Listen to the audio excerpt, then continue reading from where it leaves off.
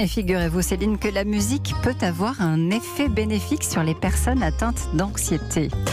Bonjour Stéphane Guettin. Bonjour Raphaël. On a décidé de vous accueillir en musique, du coup, c'est assez logique, puisque vous montrez avec Music Care que justement la musique peut aider. Elle aide même, notamment dans le traitement de la douleur, le traitement de l'anxiété. Comment est-ce que vous avez découvert que ça pouvait fonctionner ? C'est par l'expérience personnelle en tant qu'animateur en fait depuis mon plus jeune âge auprès des enfants en difficulté.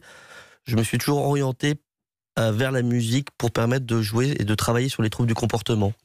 Et petit à petit, donc j'ai fait des études spécifiques pour une formation en musicothérapie, c'est ça, à Montpellier ? Exactement. Donc j'ai fait 3 ans de musicothérapie plus un doctorat en psychologie clinique pour valider un statut de chercheur et mettre en place les premières études cliniques françaises qui objectivent l'impact de la musique dans la santé. Alors pendant que vous faisiez vos études, vous avez aussi travaillé en prison avec des mineurs qui étaient en détention et là vous avez fait des albums avec eux, des albums de rap. Exactement, alors c'est complètement différent du projet Music Care, mais c'est vrai que la musicothérapie aujourd'hui peut être divisée en 2 parties. J'allais dire une première technique qui est la musicothérapie active. On va pratiquer, jouer de la musique avec les personnes à aider. Ou sinon des musicothérapie réceptive, donc basée sur de l'écoute musicale. Et c'est vrai que dans ma carrière professionnelle en tant que musicothérapeute, j'ai eu la chance de travailler avec les 2 techniques. Oui, parce qu'en 3e année, vous avez fait un stage à l'hôpital et en faisant écouter justement de la musique aux patients dans une pièce avec des tempos différents, je crois, vous étiez en capacité d'évaluer à la fois la douleur et l'anxiété et l'avant et l'après.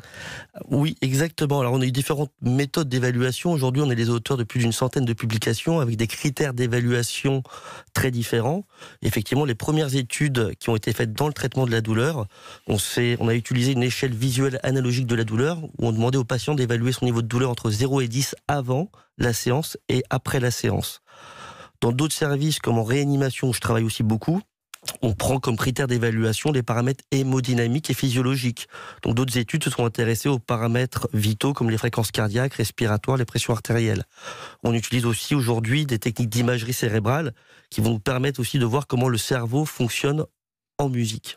Qu'est-ce qui se passe justement quand la musique est là ? C'est un vrai feu d'artifice dans le cerveau. C'est pas comme le langage où on a une aire cérébrale qui est vraiment spécifique au langage.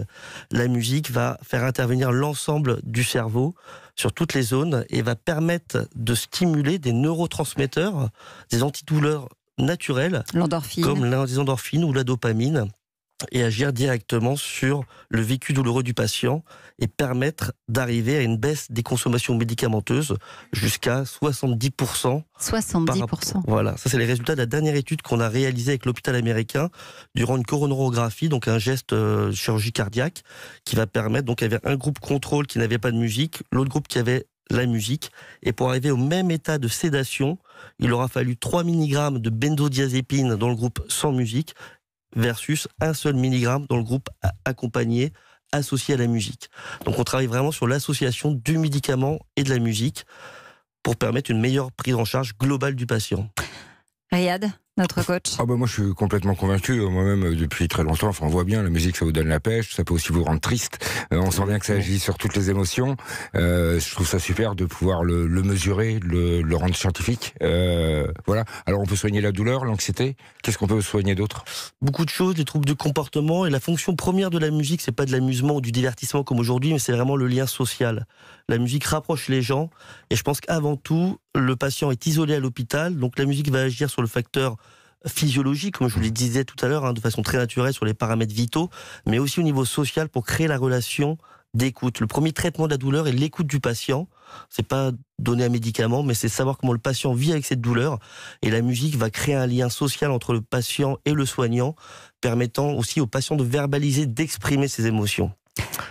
Vous avez un tout nouveau site et vous travaillez alors avec des grands musiciens qui ont eu envie de collaborer ? Oui, j'ai cette chance. Effectivement, Music Care, c'est de la musique, mais c'est de la science. Donc c'est vrai qu'on a aujourd'hui la chance d'avoir un énorme conseil scientifique avec les plus grands chercheurs dans le domaine, mais aussi mes plus gros scientifiques, c'est les musiciens, les artistes avec qui je travaille.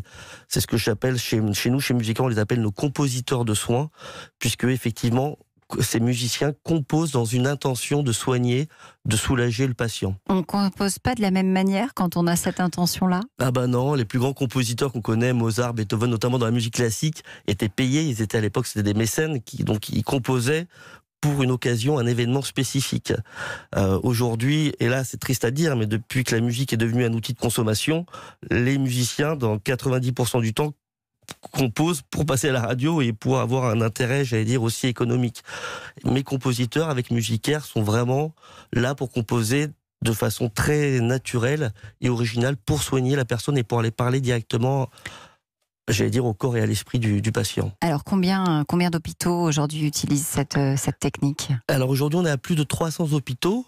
Donc c'est très variable, il y a des hôpitaux qui l'ont développé dans un service, le centre antidouleur, la réa, la neurologie, et on a d'autres hôpitaux où ils ont développé Musicaire dans toutes les chambres du patient, notamment au CHT, le centre hospitalier territorial de Nouméa, où la plus grosse installation compte 365 chambres, 563 chambres, excusez-moi, installées de Musicaire. Donc c'est de la musique pour tous les patients, à tous les moments, au moment du coucher, quand le patient n'arrive pas à dormir, et on va remplacer cette habitude de donner un médicament pour les s'endormir par on va écouter de la musique. Et on s'aperçoit que dans 90% du temps, ça marche et on arrive à éviter la case médicament. C'est vrai que la musique, c'est important. Il y a aussi un autre facteur qui est important. Elisabeth, on en parlait justement en préparant l'émission, c'est la lumière. Oui, la lumière. Hein. D'ailleurs, ce manque de lumière peut provoquer des dépressions. Et d'ailleurs, 5 à 10% des dépressions sont des dépressions saisonnières liées à ce manque de lumière. Cette lumière qui nous aide à recharger la mélatonine, l'hormone du sommeil sécrétée par notre corps à la tombée de la nuit et qui favorise notre endormissement. Et si ce fonctionnement se dérègle, eh bien, on a du mal à s'endormir, on cumule progressivement de la fatigue et c'est cette baisse de régime qui affecte notre énergie et notre morale. Le plus souvent, les premiers symptômes de cette déprime saisonnière apparaissent à l'automne et disparaissent spontanément au printemps.